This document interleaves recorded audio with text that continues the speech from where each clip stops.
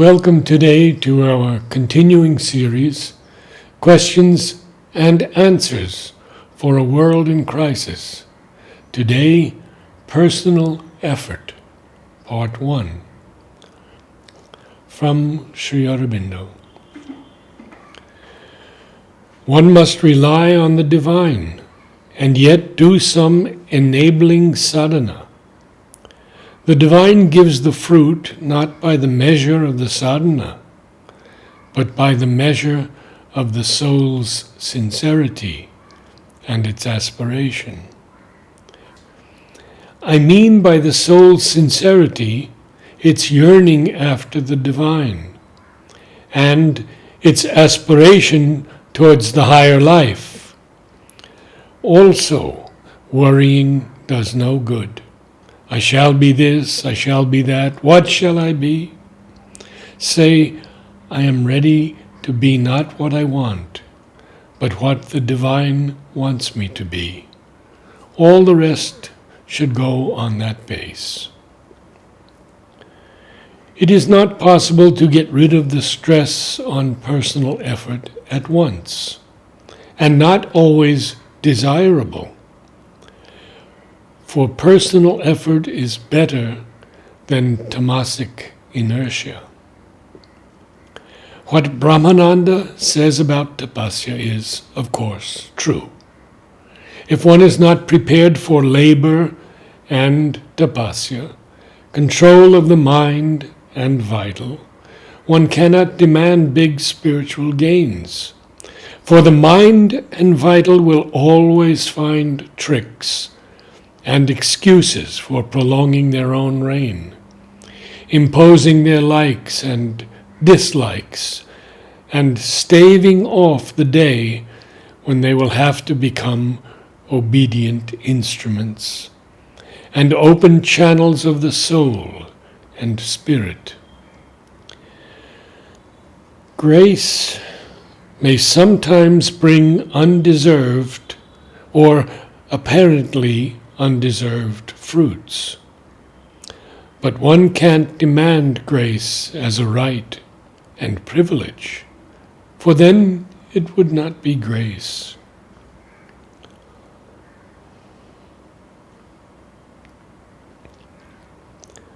The personal effort has to be transformed progressively into a movement of the divine force. If you feel conscious of the divine force, then call it in more and more to govern your effort, to take it up, to transform it into something, not yours, but the mother's. There will be a sort of transfer, a taking up of the forces at work in the personal adhar. A transfer not suddenly complete, but progressive.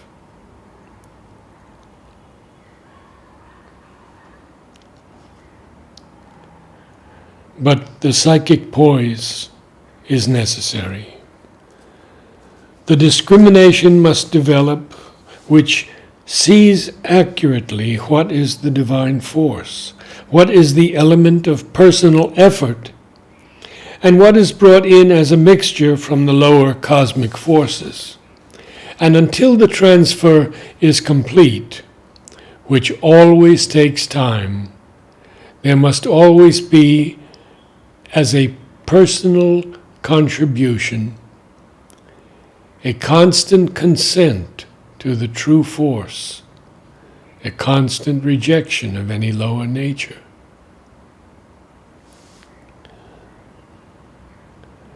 At present, to give up personal effort is not what is wanted, but to call in more and more the divine power and govern and guide by it the personal endeavor. There are two possibilities. One of purification by personal effort, which takes a long time, another by a direct intervention of the divine grace, which is usually rapid in its action. For the latter, there must be a complete surrender and self-giving, and for that, again, usually it is necessary to have a mind that can remain quite quiet and allow the divine force to act, supporting it with its complete adhesion at every step, but otherwise remaining still and quiet. This last condition, which resembles the baby cat attitude spoken of by Ramakrishna, is difficult to have. Those who are accustomed to a very active movement of their thought and will in all they do find it difficult to still the activity and adopt the quietude of mental self-giving. This does not mean that they cannot do the yoga or cannot arrive at self-giving. Only the purification and the self-giving take a long time to accomplish, and one must have the patience and steady perseverance and resolution to go through. If there is not a complete surrender, then it is not possible to adopt the baby cat attitude. It becomes mere tamasic passivity, calling itself surrender. If a complete surrender is not possible in the beginning, it follows that personal effort is necessary.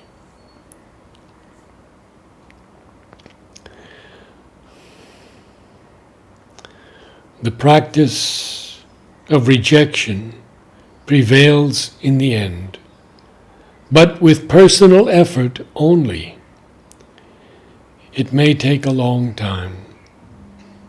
If you can feel the divine power working in you, then it should become easier. There should be nothing inert or tamasic in the self-giving to the guidance.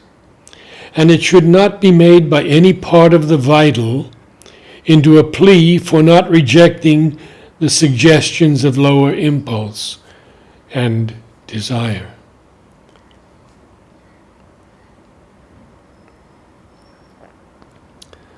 There are always two ways of doing the yoga.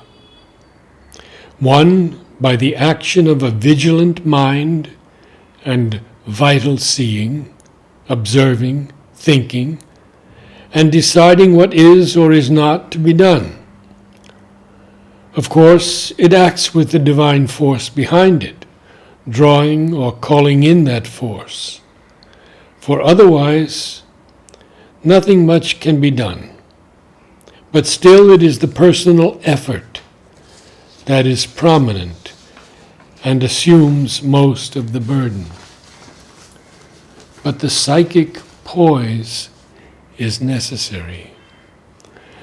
The discrimination must develop which sees accurately what is the divine force, what is the element of personal effort, and what is brought in as a mixture from the lower cosmic forces. And until the transfer is complete, which always takes time, there must always be, as a personal contribution, a constant consent to the true force, a constant rejection of any lower mixture.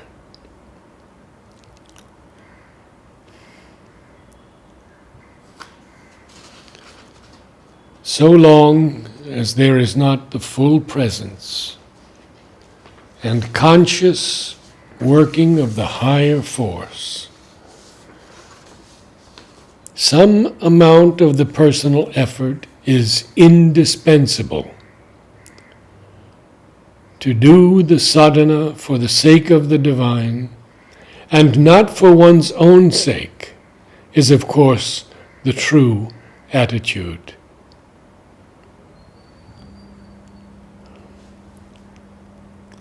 Yes, of course, you are right.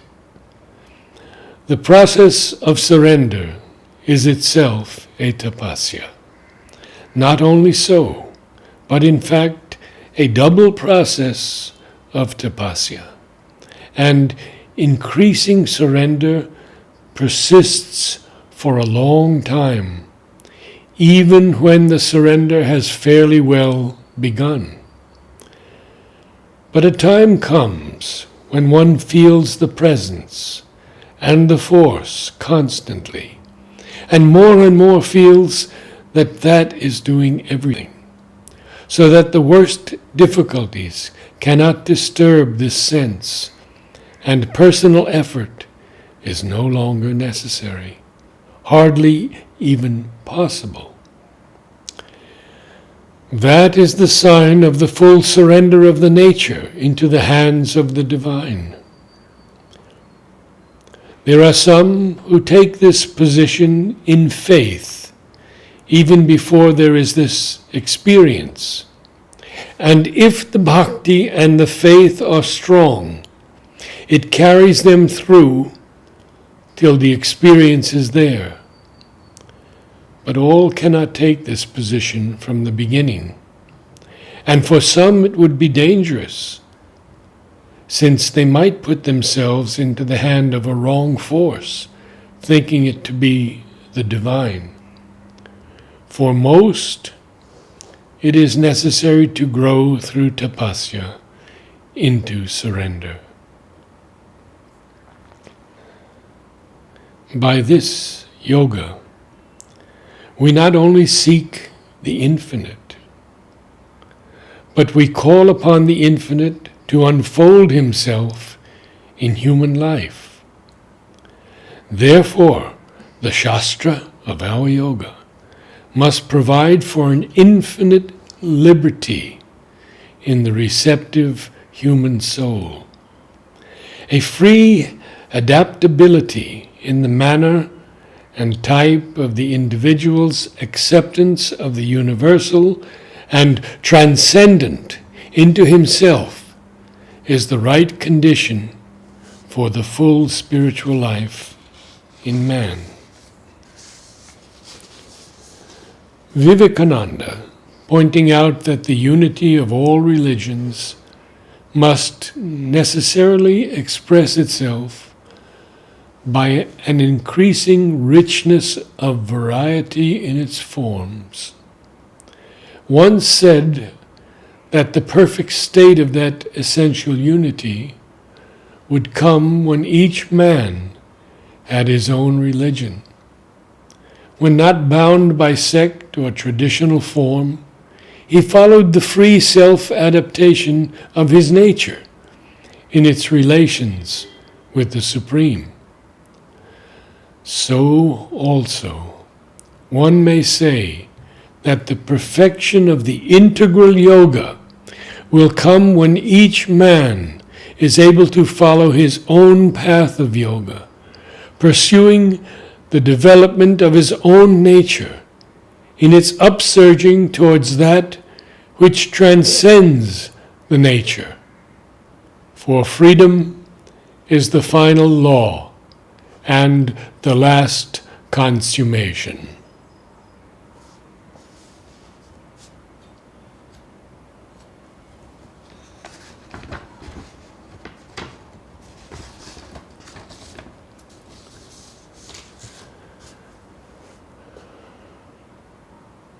Meanwhile, certain general lines have to be formed, which may help to guide the thought and practice of the sadhaka.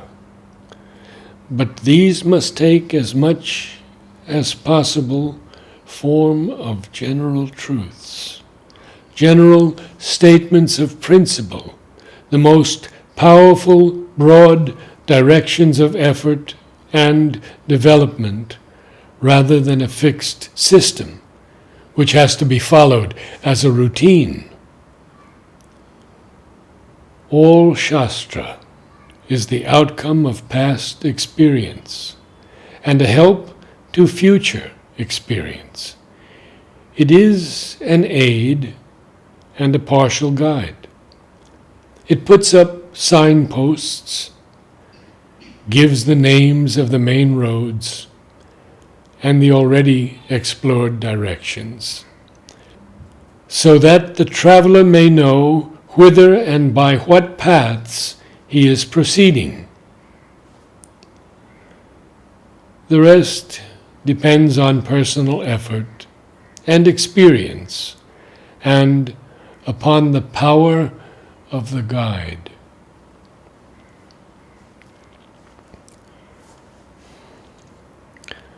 The development of the experience in its rapidity, its amplitude, the intensity and power of its results depends primarily in the beginning of the path and long after on the aspiration and personal effort of the sadhaka. The process of yoga is a turning of the human soul from the egoistic state of consciousness, absorbed in the outward appearances and attractions of things, to a higher state in which the transcendent and universal can pour itself into the individual mold and transform it.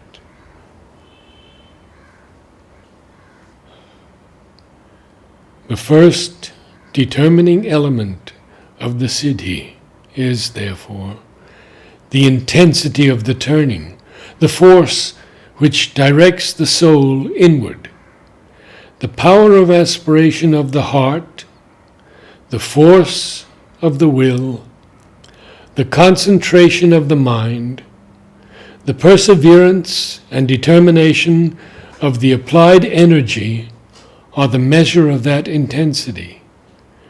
The ideal sadhaka should be able to say, in the biblical phrase, "My zeal for the Lord has eaten me up." It is this zeal for the Lord, utsaha, the zeal of the whole nature for its divine results, vyakulaya, the heart's eagerness for the attainment of the divine, that devours the ego and breaks up the limitations of its petty and narrow mold for the full and wide reception of that which it seeks, that which, being universal, exceeds and, being transcendent, surpasses even the largest and the highest individual self and nature.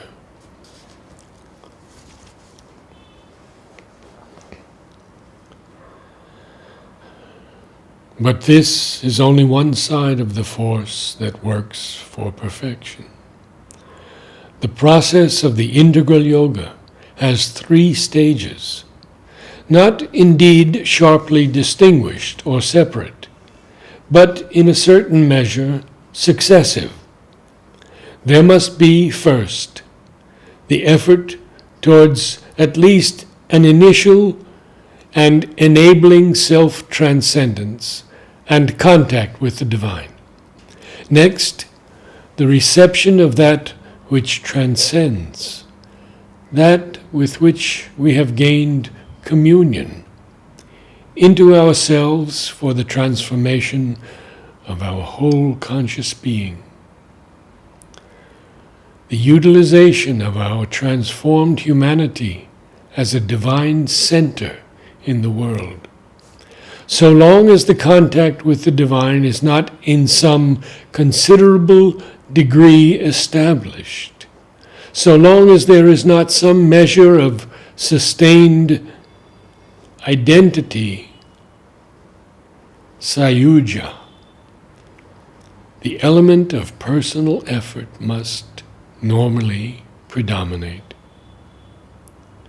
But in proportion as this contact establishes itself, the sadhaka must become conscious that a force other than his own, a force transcending his egoistic endeavor and capacity, is at work in him, and to this power he learns progressively to submit himself and delivers up to it the charge of his yoga. Namaste.